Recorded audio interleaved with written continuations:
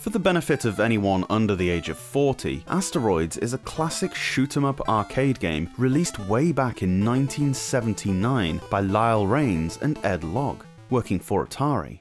You control a multi-directional spaceship in a hazardous asteroid field, with the object of shooting and destroying the dangerous asteroids and occasional alien sources, while not colliding with either. It was one of the first big hitters of the golden age of arcade games, selling over 70,000 cabinets and quickly being ported to virtually every Atari console during the 80s.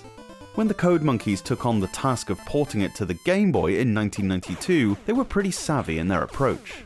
Wisely, they didn't try to recreate the black background that you'd see in the arcade versions. Here, they stuck to an inverted color palette, so the space is actually pure white, and the asteroids, spacecrafts, background stars and the like appear in the various shades of grey, 3 rather than 50, which is obviously much easier to see on the DMG. This allows the ship and the asteroids themselves to be cleverly animated with a raster effect, giving the minimalist look an impressive amount of depth. The controls are interesting and stem from this game's original design, which was that of an arcade stick shooter, whereby you move forward by pushing up on the D-pad and then steering left and right. You can rotate your ship throughout the full 360 degrees, which feels surprisingly intuitive when translated to the Game Boy.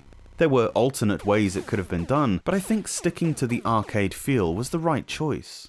You fire the lasers using the B button and can use the A button to warp your ship if you need to make a quick escape from somewhere. Honestly though, I never really use this as it seems to put me in danger more often than it saves me. You start with 3 ships and every 10,000 points get awarded another one.